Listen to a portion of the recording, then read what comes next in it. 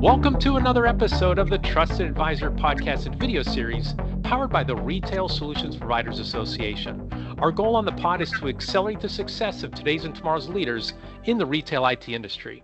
I'm Jim Roddy, back with you again. Thank you so much for joining us. For the past several months, we've been talking with leaders about their individual leadership journeys and what they've learned along the way. In this episode, we'll talk strategy and leadership with John Giles, the president and owner of Round 2 POS, a point-of-sale ISV. Now, John is best known in our industry as a creator of point-of-sale software Future POS, building his ISV into a top 5 restaurant software before selling the company to Shift4 in 2017. And I suspect he'll become even more well-known for his POS hardware stress lab that he's created. That's, if folks watching on YouTube can see him in the stress lab right now. We're going to be talking about that a little later in today's episode. John has presented in many RSPA events over the years, including Retail Now 2024, where he talked about thriving as a VAR in the modern retail IT industry. John Giles, welcome to the Trusted Advisor. Well, thank you, Jim. It's a pleasure to be here. And I want to plug you. I got to say, like, when I heard that they picked you to run the RSPA, I thought they couldn't have picked a more solid guy. I've known you for decades, and they're very fortunate to have you. Well, very kind of you. I really appreciate that. I'm thrilled to be part of this community, part of the RSPA team. I mean, you know it from being part of this for so many years. It's a really, really special group. So I appreciate the kind words, and I'm honored to be part of it for sure. So for the folks who don't know you, I know a lot of folks who have been in our industry for a while. They do know you. They do know Future POS. For those who don't, can you start by sharing your backstory, right? So, the short version is you founded and grew one successful company in Butler, Pennsylvania, right? Not in Silicon Valley. Butler's population around 13,000. Most people refer to it as an hour north of Pittsburgh. I refer to it as about 90 minutes south of my hometown of Erie, Pennsylvania. You and I are both proud Western Pennsylvania natives. And so your new venture is aiming to make it 2 for 2, right? A successful ISV in Western PA. Talk about your journey from young entrepreneur to where you are today. It all really started back in 1994. I've got a guy mowing outside. Can you hear it? No, it's all good. Oh, good. Because I'm like, this has got to be driving you nuts. So back in 94, I was working for a company called Retail Control Systems. They were about a half an hour from here in Cranberry, which you probably know where that's at. Mm-hmm. And we were doing point of sale software for grocery stores at the time. And it was right about the time that DOS was getting old and Windows was kind of the new hot thing. And we were early adopters of Windows, programming in Windows and making use of the Win32 APIs. So I had a lot of experience with it, and they were trying to move on. They were a Squirrel reseller, and Squirrel had a very comprehensive product, but it was all DOS. It looked very DOSy, and even though the hardware was sexy, the software wasn't. So they were trying to find a Windows package for restaurants, and they kept bringing me these pieces of software to vet, and they were just all half-baked junk. And I almost got, it was like I kind of got annoyed that they kept making me evaluate these. And I'm like, I could write something better in my spare time than this. So I started evenings, weekends, holidays, working on Future POS. And from 94 to 98, I worked a day job and wrote Future in the evening. And in 1998, we started selling it and got it stable, got some more successes. And literally, I was driving in bigger circles around my home in Butler in my green Mazda, looking for resellers, and finally got the whole way to Akron, Ohio, and met the Pritchard brothers. And it was kind of funny because I left the software with Steve over the weekend, and he was like, I'm printing my daughter's picture on a receipt printer. Like I've been asking Micros for this for 5 years and they still don't do it. And like, it does a lot of other stuff, Steve, but I'm glad that works for you. And so like after that, it was like kind of the rest is history. We partnered up, and it's one of those things, like when you're head down in the fight, I don't think you take the time to appreciate the people that you have around you. And I definitely since retiring and coming back, it's given me time to appreciate what I had with the Pritchard brothers. And even though Steve and I would butt heads on occasion, he was always very passionate about the job and the cause. And there's a part of me that misses him, But Sure. So we grew the company, like you were saying, for about 19 years, and we brought some very innovative firsts to the industry. We were the first to do fingerprint recognition. We were the first to use web cameras for integrated surveillance. So we did some cool things. And I sold in 2017, and I retired for about 6 weeks and realized that I drank way too much. And so I went online and bought a Epson T88 receipt printer, a used one. And that was kind of like my pacifier to satisfy that I'm actually doing something with technology. And I made it do all sorts of things that I never had the time to really do. But yeah, I think it's in my blood at this point. Yeah, and I'm going to dive into why you came back, but first I'm curious because it's funny, I got into this industry in 1998 as well. That's when I started working at Business Solutions magazine. So I mean, you and I are quarter century now in this space. Yes, Business Solutions magazine. So I'm curious, during that startup phase, did you know it was always going to work, or were there, over those several years, are you like, I don't know. Like, can you talk about that? Like, go back in that time machine and talk about, before you hit it big. I can tell you the story. Yeah, it was. I mean, I didn't have any hardware like I have here to test with or any of that stuff. So when I sold my first install, Future POS had never even been run with 2 computers. So I put it in a 4-terminal restaurant that I was in no way ready to do. And I got thrown out in the first 2 weeks. So that was a bit deflating. And then we did a 1-terminal bar, which no networking, it worked great. And then I did a 3-terminal pizza place. And it went pretty good, added some features. I'm picking up some momentum. I'm feeling really good about things. And then we did a 7-terminal nightclub. And that place was like 4 deep at the bar on a Friday night. And the wheels absolutely fell off. Oh, wow. And I literally drove an hour and a half each way, like on an almost daily basis, to fix issues and really re-engineer things that on paper should have worked just fine, but in practice did not. But that was probably the most trying business experience of my entire life. Going 3 months without making any money is a challenge.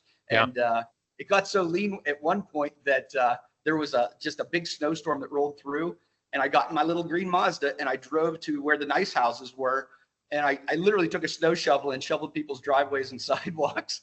And I made like $75 and filled my gas tank and bought a case of beer.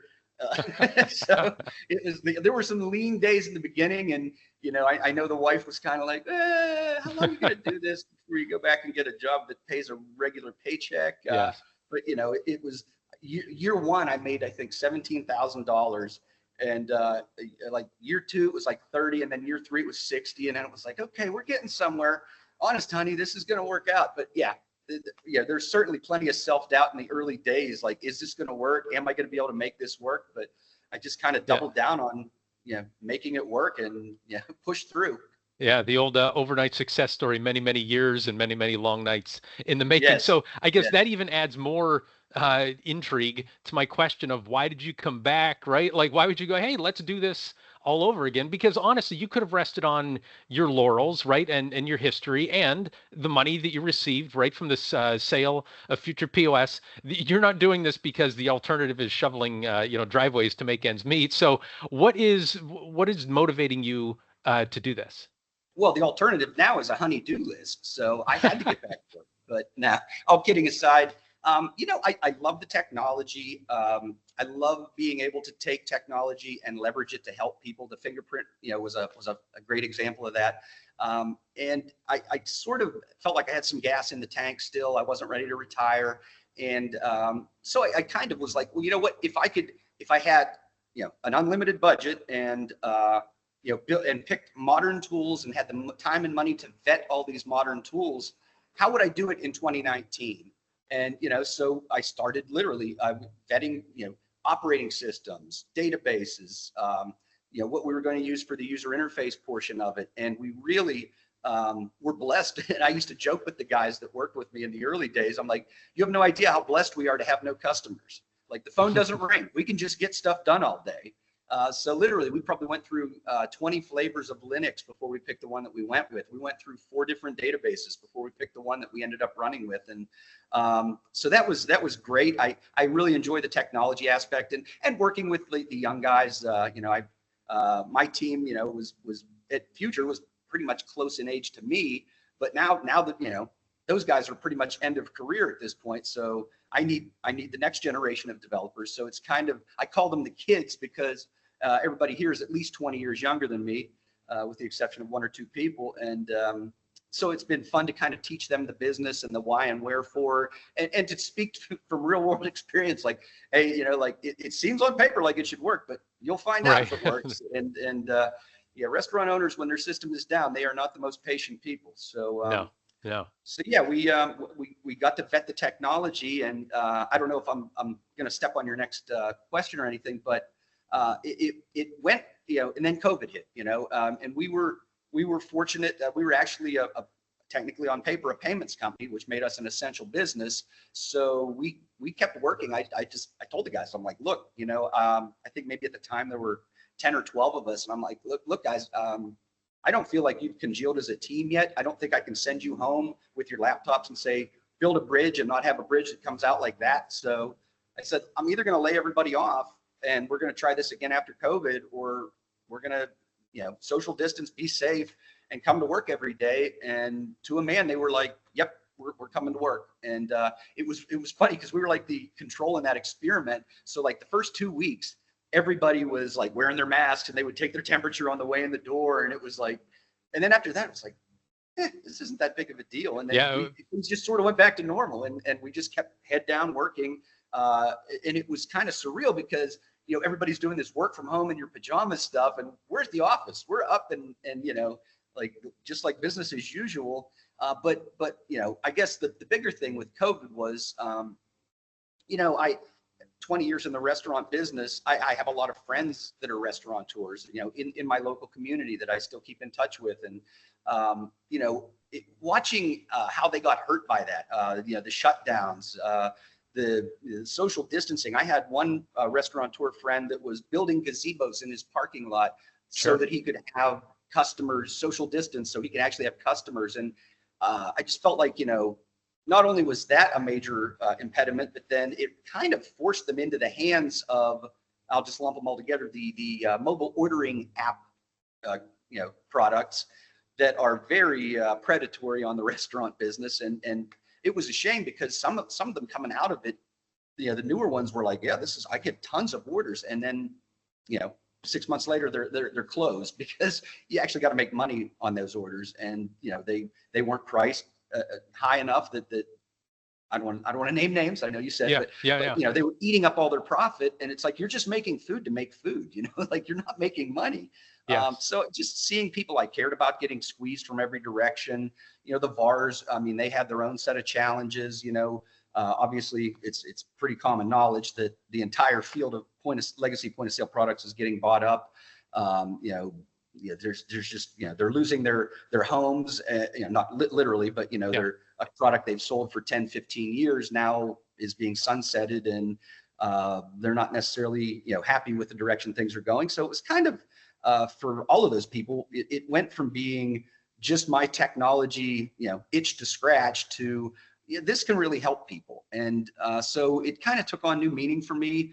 And you know, it's what gets me out of bed in the morning to go to work. You know, I'm helping the people that I care about. I'm saving them from, you know, 3-year contracts where, you know, darn well they're getting locked into that contract because they're going to get hammered on their credit card rates. They're going to get lousy support. They're going to, you know, have mediocre software. And you know, it shouldn't be that way. It doesn't need to be that way. We do have a payment strategy. You do have to use our credit card processing, but beyond that, we're reinvesting in the product. We're actually taking that money and putting it to the purpose that it should be put to, which is to make better products for our customers. So it went from like, you know, just a hobby to like, I don't know, crusade, if you want to call it that, because, you know, I'm trying to help these people that I know could use a break, and you know, give the VARs safe harbor. So to that end, and I don't know if we've discussed this or not, I made the decision along the way to make this an employee-owned company.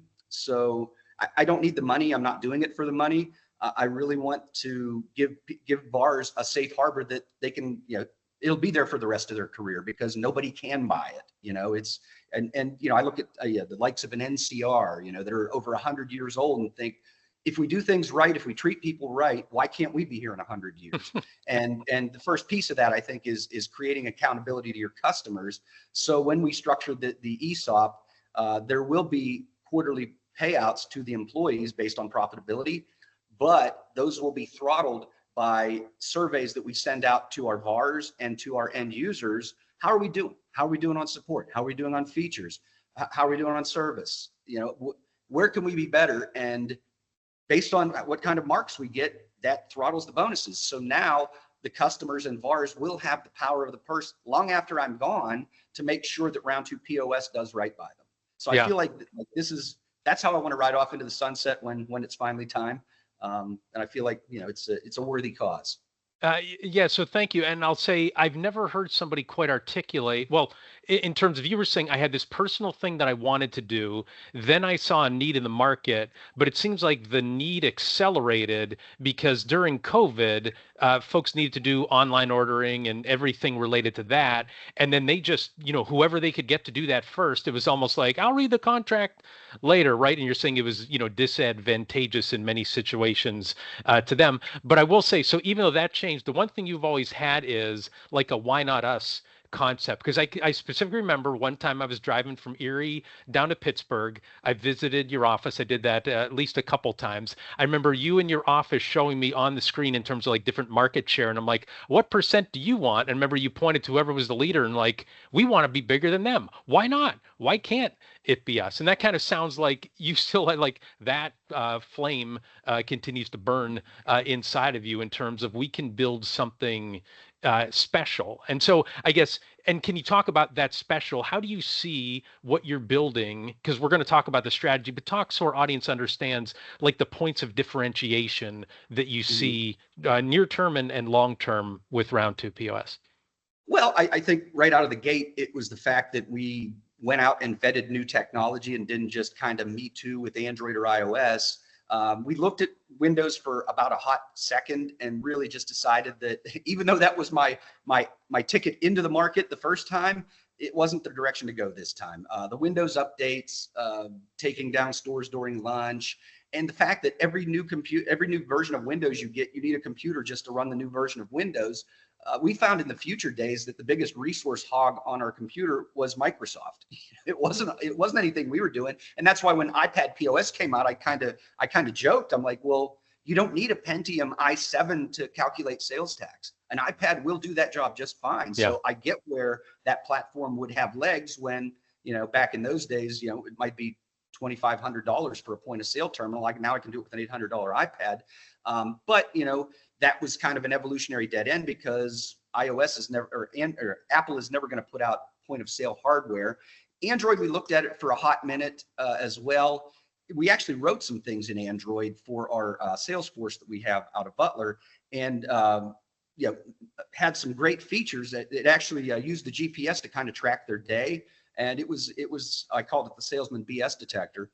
Because, oh man, I can't find any deals out here. It's like, well, you don't start before 10 and you're home by 3. So that probably precludes you from finding a lot of deals too. But then just one release of Android, they came out and said, you can no longer have access to the GPS. And it was like, well, I know you guys have access to it because you tell me where I've been every month. And, but now I can't. So, I mean, it was eye-opening, thankfully, before we did anything major on Android, that this operating system is not built for me. It's built for, you know, Google to sell telephones, and likewise with iOS. iOS is built to run iPads. It's not meant for point of sale. If you can make it work, great, but you've got to worry about them moving the goalpost on you and doing something that they don't care about you that can cripple your business overnight. So, you know, that said, you know, those 3 operating systems were kind of non-starters for us. So we looked at Linux, and Linux is nice because nobody owns it. You know, it's Debian is kind of a open source project that there are 100 different variants of it. And if you decide that you don't like the way this one works or how they're treating you or whatever, you can just go to the next one and it's like, you know, changing your socks or something. So that was very attractive. It's a free operating system. That was very attractive. and it's just bulletproof. I mean, I'm so amazed by the performance and reliability of it. So the actual genesis of the Stress Lab was over COVID, we were buying one of every point of sale terminal out there off of eBay, seeing if we could load up Linux on it and seeing if all the drivers worked. We found a lot of them, the touchscreen driver didn't work, things like that. But by and large, anything manufactured in the last five, I guess it'd be 8 years now, works just fine with Linux. So yeah, it was like, all right, this feels like it could work. And like I said, then we started picking the database, started picking the technology. We had to decide what we wanted to do, for the user interface stuff. And we ended up going with Flutter. But at every turn, I have a brilliant CTO that he's always looking at technology and bringing in new things to try. But I've never just said yes. I've said, let's run some tests. Let's see if it's as fast as you're telling me it is. Because once we're elbows deep in this thing is not when I want to find out that it can get me 90% of the way, but not 100%. So we had the chance to do that with every piece of technology that we brought through the door. And the result is like, you've seen the Stress Lab results. I mean, it's mind blowing that point of sale system can ring up that many sales in a day. No crashes, no freezes. It just does what it's supposed to do. And I would love to take all the credit for that, but a lot of that is Linux. It's just a great underlying foundation to build on. And I always joke that we're building the foundation for a skyscraper. You just can't tell because it's only above the ground a couple of floors now. But yeah, it's an amazing foundation. And I'm looking forward to see what we can do with this in the coming years.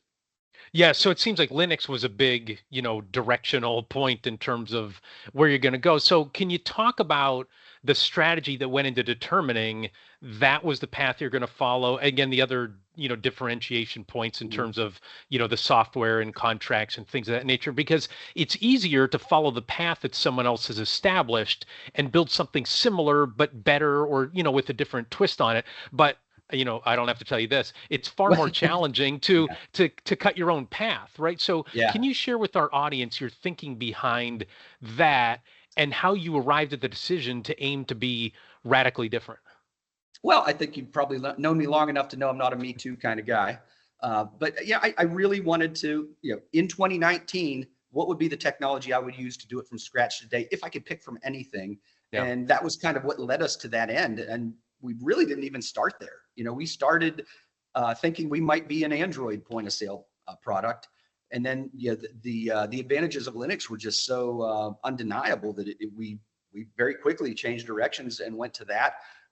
There were some things that we vetted, and like I said, we used a technology called Docker, which allows us to overcome a lot of the challenges of managing fleets of computers. That's what it's designed for. So we can push an update to a system in the background while they're running, ringing sales.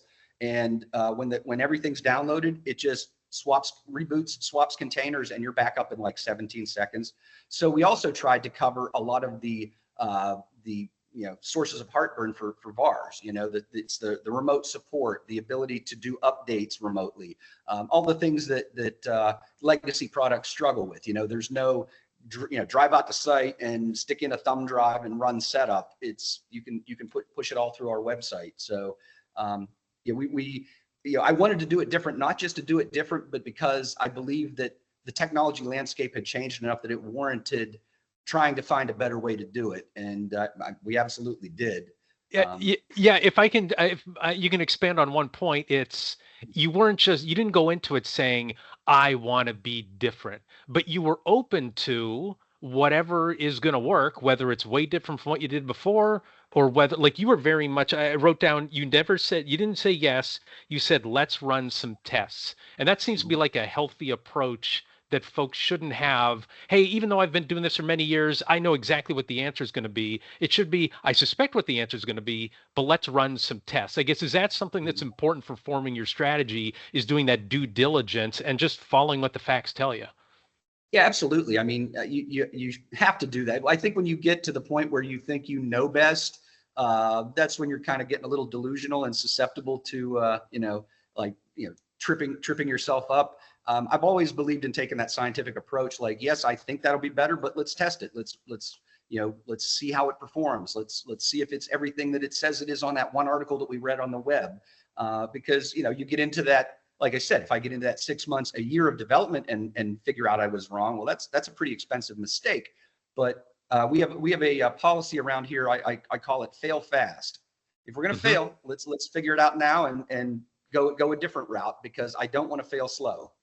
Yes, because then you get dragged down and behind from stuff. It also seems like an advantage that you had, and I'm hoping you can give advice to folks who maybe have been in business, is you didn't have that old company or present company, I guess I should say, inertia that was pushing you one direction, right? You could start from scratch on something and make that decision. Do you have any advice for our viewers and listeners today? Again, most of them are existing businesses. I'm sure some are startups, but what can they do to make sure that they test and then actually make the turn and don't let that inertia of their business keep them down the wrong path? Any guidance for VARs and ISVs on that? I think you have to always have, your ear to the ground for new technology that's coming out and how you can use it, and not just keep the blinders on. I think with Windows, in particular, you get to a point where we had a 19-year code base of Win32, and it was hard to justify, like, hey, let's just throw all this out and go a completely different direction. So we were able to do some things on Android and iOS, with regard to apps and things like that. But we were never really able to unhook ourselves from that legacy product. So, I mean, it was kind of a blessing when we sold Future, because otherwise I'd still be a Me Too Windows guy, trying to figure out how to be relevant, in a world that's now, got iOS and Android. You can't sell 25-year-old solutions forever. And that was a piece of why we kind of centralized around the payment strategy. I think everybody will acknowledge that's where the money's at. And, my philosophy has always been, about every 10 years, you should come out with a revolutionary new version of whatever it is you produce. You can't use the same technology for 20 years and not have it look like it's 20-year-old technology. We really, we reinvested in some things at Future, but there was no escaping the fact that we had this thing hanging over us. The payments gives you the revenue that you need to do that. I know a lot of the guys nowadays are payments agnostic, and I always joke that they're living hand to mouth, because they really are. I mean, you don't have millions of dollars to go off and break off a team of guys to go do development, R&D for a year or two. I mean, we literally did 2 to 3 years of R&D, and no customers, so like by the time we went to market, I felt complete confidence in the product that we had built. But without that payments revenue, it's kind of a non-starter. And I feel bad for some of those guys. I think in their mind, they're being noble by saying, we'll let you use whatever processor you want, but you're just crippling your business and lining yourself up to be purchased by a private equity company someday. And we all know how that story ends. Yeah. And I guess before we take a quick commercial break, just to follow on to that is, it seems like it's easier said than done, but when you're building your business, you've always got to make sure I'll just use the term, escrowing some money to say, if I want this thing to be around for, the next generation, or even, later on in my years, right, 10, 20, 30, 40 years, you've got to start putting something off to the side, or at least know you're squirreling away those resources so you can go and reinvent your company. Or I think about the book Disrupt You. Like, it's better to disrupt yourself than have somebody else do it. Again, easier said than done, but it kind of sounds like that's what you're saying. You can't live paycheck to paycheck or, week to week. You've got to put something away, because at some point you're going to have to pivot your company, and the momentum is going to carry in the right direction. You got to have something separate that has to be fully funded, if I'm understanding that right. And also, I mean, you're hedging your bet, like you don't have all your eggs in one basket, because you're working on new technology. And if what you have as your core product goes out of vogue in the next few years, you've at least got a start. You're not completely from scratch. You dipped your toe in that pool, so you're able to pivot more easily than if you just were caught flat-footed. Yeah, got it. Great. Well, let's pause here and let our listeners and viewers know about the Retail Solutions Providers Association. The RSPA is North America's largest community of retail technology, VARs, software providers, vendors, and distributors. To accelerate your success through an RSPA membership, email membership at gorspa.org. Also, we want to say thanks to our sponsors who support the RSPA community and make this podcast and video series possible. Our platinum sponsors, Blue Star. Our gold sponsors are CoCard, Epson, Heartland, and ScanSource. And then finally, registration is now open for Inspire 2025, the Retail IT Channel's premier leadership conference. RSPA Inspire is set for January 26th through 29th in Curacao. I was going to joke, in Erie, Pennsylvania. No, then we wouldn't have any registrants. For more information, visit gorspa.org/inspire so you can experience networking nirvana. I was going to say, you and I can talk Erie. We can talk Corey, we can talk Mercer, Pennsylvania, right? Oh, yeah. We know all those different places on up and down I-79. Meadville. Meadville, oh yeah, Meadville's the biggest legitimate city between Erie and Butler. So, I was gonna say, isn't that where like Alpo's headquartered? The dog food company? It might have been at some point. Snaptite is the biggest producer that they have down there, the biggest manufacturer. So, yeah, you and I get at all sorts of Chovi's restaurant used to be there, fabulous Italian restaurant. But people are like, wait, people are right now fast forwarding through. Are they done talking? Are they talking about Nantiglow, Pennsylvania yet? So, right. So let's get back to business. Can you talk? So we've talked about the startup, the construction, the strategy, but then you've got to go execute. So can you talk about the structure of your current leadership team today and how you make strategic decisions? Right back when it was you and that printer just making decisions on your own, those are the easiest. It's unanimous. It's something that you want to do. Talk about your leadership team today and how you map out your strategy going forward. Well, I mean, we meet weekly and we talk big picture things, little picture things. I guess if I could describe my management style, it is I am a benevolent dictator. Right. Because I listen to what they have, I factor in what they have, but at the end of the day, it's my decision because I'm the guy paying to start this. So but I don't ever make a decision because I said so. It's again, prove it. Let's prove, what we were saying. Let's give it a try. So I mean, you can't run by committee, but you do need to value what your people bring to the game enough to include them in the decision, I guess is the best way to put that. So I always include them in everything. Now I may have a preconceived outcome in my head, and that may be where we end up. But there are times that we haven't. I mean, there are times that they've proven something to me that I'm like, all right, well, let's do it your way, So, the benevolent dictator. So you're and how many folks are on the leadership team? 4. Yeah. Okay. So and does that include you? Others. Oh, yeah. You and 3 others. I've got a finance guy, a operations guy, and a CTO. So, okay. Yeah. Got it. So it's not like we're putting everything up to a vote. It's basically, I got to make the call, but they serve as your counsel. Is that essentially right? Like you have to bring me the data and convince me, and then I'll do it based on what you say there, right? That's way different than just the non-benevolent dictator. Like what I say goes and shut up, right? So I guess talk about that. How do you stimulate that conversation that folks will approach you and they will give you data that maybe is, data you didn't have before and it might conflict with your original thought? I guess, can you talk about creating that healthy environment?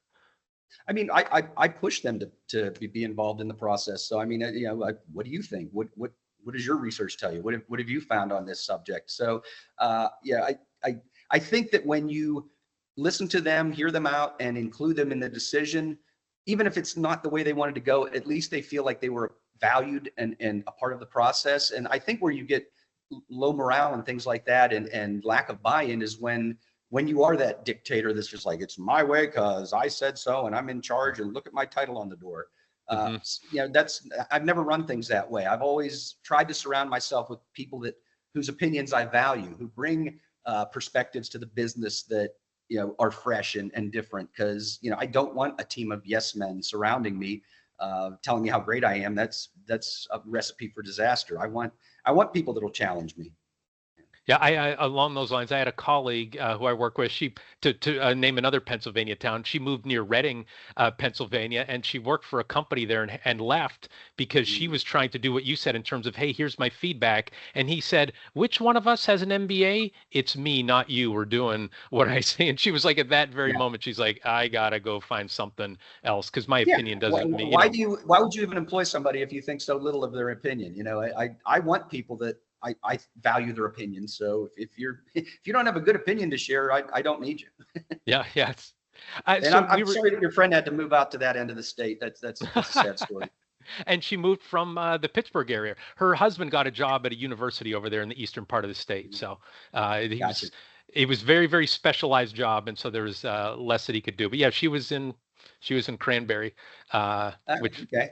yeah, so I she know it was in, well. yeah, very, very much in your neck of the woods. So let's talk about, we mentioned at the outset about the stress lab, right? That's one of the things you've done to really execute on your strategy. And again, our viewers on YouTube, you can see that in the background. And I know there's a video that the RSPA is promoting. It's in our recent newsletters that got published. Can you tell everyone what the stress lab is, and then how it benefits you as a company, as a leader, how it benefits your leadership team, and how it benefits your partners? Yeah, well, it was always planned, even from the outset. I knew at Future POS we had some enormous customers. I mean, we ran, Dayton Arena for a period of time, and Billy Bob's in Dallas, Texas, I'm sorry, Fort Worth, and it was like the better part of 100 workstations. So I knew that yes, we're going to do the onesie twosies, as we call them, smaller installs to get started to cut our teeth, but that's not where we want to stay. And I would rather find the bugs and performance issues here than how I did it the last time in a nightclub getting yelled at. So, Yeah.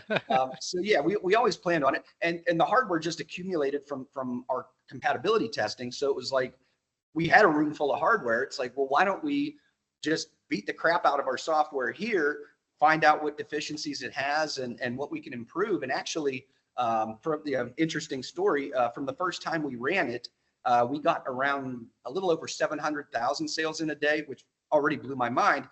Went back and tweaked the database performance just a little, and now we're at like 870 some. So, Wow. Didn't change any hardware or anything, just tweaked our software a little, and wow, look, we got that much performance out of it.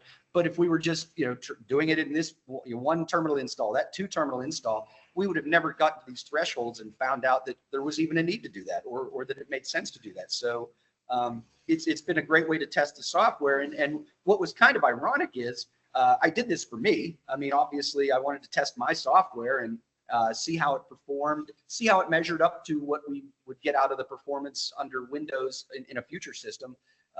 But as soon as we ran the test, I'm like, well, this data actually, that's a byproduct of my testing. I bet the VARs would really like this. Like, Sure. who's got the fastest terminal out there? I can't tell you how many times I'll get manufacturer A's terminal and it runs a certain way, and then I get manufacturer B's exact same specs, and they do not run the same. And I'm like, I don't know what's different. Same processor.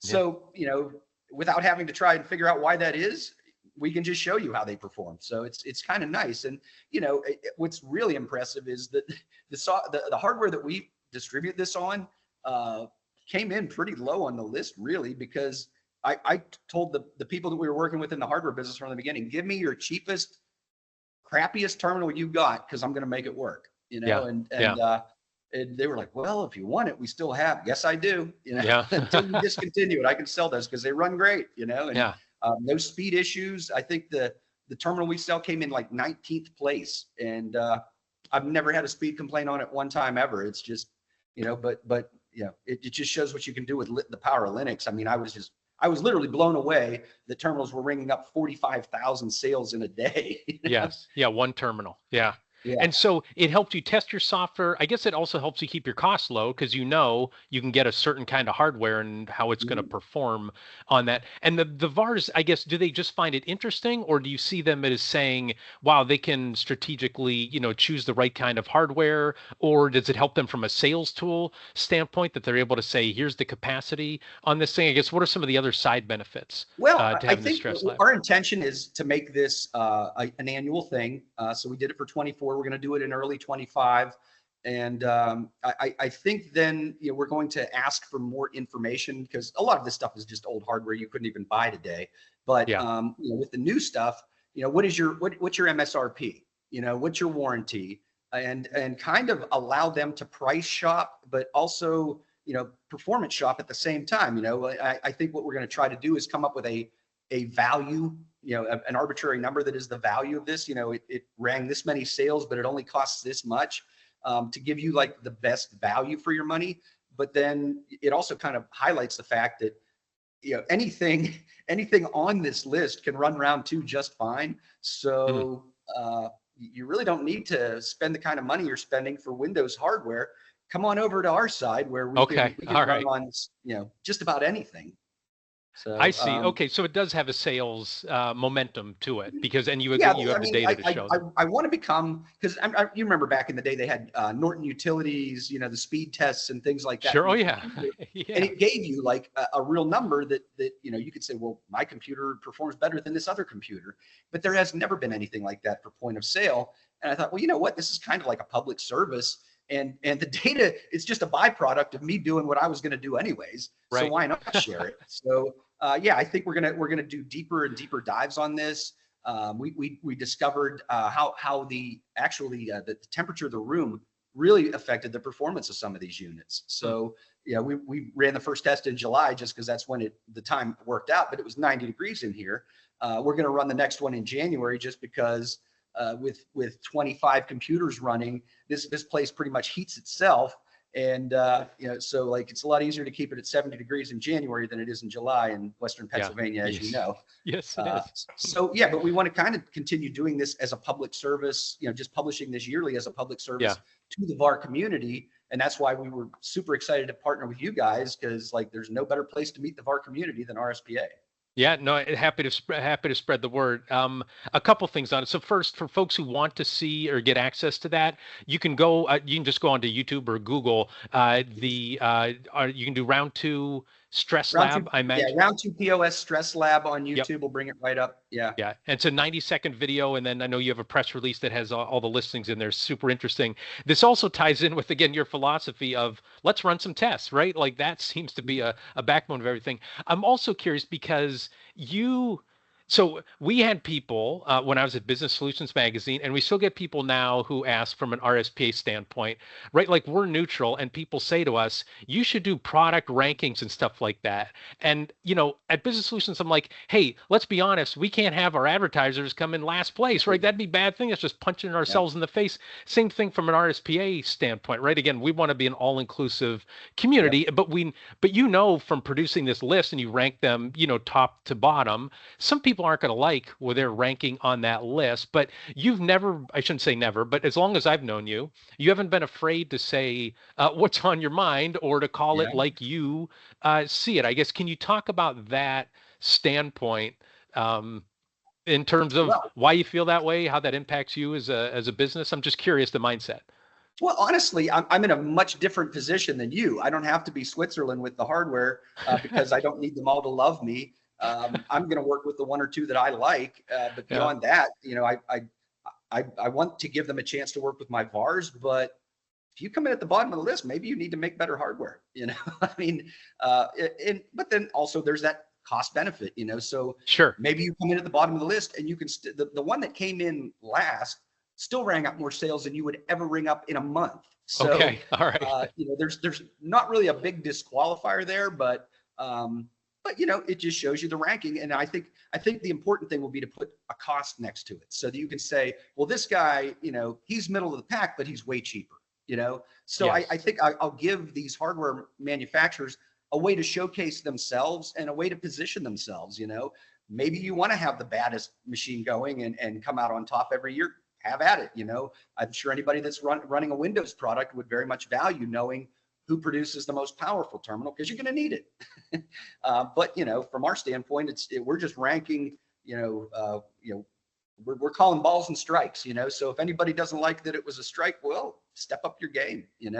And we actually sent this out to all the hardware manufacturers that we had included in this, and said, look, if you don't like how you were shown this year, send us your latest greatest, and we'll be happy to include it next year. This isn't there's no goal to make anybody look bad here. This is just showing you what they do in a real world scenario. Yes. And I guess I will say, because, as you're talking about this, I'm thinking back in the day when I was at Business Solutions, we did an annual best channel vendor survey. The first year we called it best and worst, and people totally freaked out. And we didn't name any names in the worst, but we shared some anecdotes to share with vendors what was frustrating them. But we did share with them behind the scenes, here's why your scores were lower. Here's some negative feedback. And our team was thinking, we're going to have people cancel. They're going to be angry. Everybody was super, I don't want to just say mature about it, but they were appreciative in terms of people don't tell us this face to face. It's nice to know that. And again, we ranked, we had the top folks who they were, and folks, wanted to rank higher, and we'd say, well, here's the feedback of things that you can do in order to rank higher. And again, nobody pitched a fit. It didn't make them feel good, but they found it as helpful. I think you've got to, as a business owner, be honest. You know what I mean? Like if you're not doing a good job, you don't want somebody to tell you you're doing a good job. So I think that critical feedback, wherever you can get it, is gold. If everybody's telling me I'm doing great, well, what am I going to change? Nothing. So. Yes. If you tell me I'm doing some things wrong or I could do some things better, well, that's something to focus on next year. Yep. But one of the first people I ever hired, this is back when I was self-employed at a sports magazine up in Erie. I was looking for references on the sales guy, and people are like, oh, good, fine, whatever. The guy was a disaster. And then later people are like, yeah, I didn't want to hurt your feelings because it seems like you were excited. I'm like, I would have appreciated if you hurt my feelings, right? And told me it was a bad move. So John, we're almost up against time. My last question for you is, so through all this, what are some of the top leadership lessons, strategic lessons that you've learned? What advice would you give to the VARs and ISVs listening today about leadership and strategy based on what you've lived through? I think there's probably a couple of things that come to mind. One of the biggest lessons that I learned, I think it was from a Jack Welch book, was about candor and being candid with your employees. If just to your point, if you pussyfoot around about it and don't want to hurt their feelings, I don't want to tell them. Well, a good employee will always self-correct, but if they don't know that they're not a good employee, they're just going to keep being a bad employee. So that was one of the things that I've always tried to, sometimes you try and make the message a little less painful, but you got to get it across. Not telling them that they're screwing up is no way to get them to stop screwing up. And the other thing I would say, and this is more really for like the VARs, because they're generally trying to grow a business from scratch. A lot of them over the years I've seen make the mistake of, I will hire somebody, but I will just keep doing what I did yesterday. And what happens is the employee's not happy because he doesn't have any input or guidance as to what he should be doing. And the employer is not happy because he's still doing the job that he hired this guy to do because he can't let go of it. And I think that you have to be willing to let people fail in order to have people succeed around you. And you can't do it all yourself. You can't, a one-man business isn't a business. It's one man. So you have to surround yourself with a team whose opinions you respect and who you are comfortable enough to delegate to. You can't be a control freak and do it all yourself and grow a big successful business. You've got to sometimes hire the wrong people, sometimes figure that out the hard way. But if you don't give them a chance to fail, you just got a guy on the payroll that's not really doing anything that's worth having them around for. Yeah, and a 5-person business that runs like a 1-person business, right? That's going to fail as well, because then your payroll expenses are too high, and you're not going to be able to. And I guess again, I keep going back to the let's run some tests, right? That's what it seems like when you hire an employee, you're training them, you're teaching them, and then you're going to say, let's run some tests and see if you make mistakes or if you do it as well as me or better than me. Am I following you on that one? Yeah, and that fail fast thing that applies to employees too. Yep. Every new hire, I'm always, hey, how's he doing? How's he making out? Is he picking it up? Is he pulling his share of the weight, showing up to work on time? Everything that you would want to see happening with a new employee. And if I don't see those things, well, then you're on my naughty list, and you're going to get off my naughty list, or it's going to end one way. Yeah. And like I said, from a candor standpoint, I've never found somebody who said, please beat around the bush. Like, I don't want to hear direct feedback.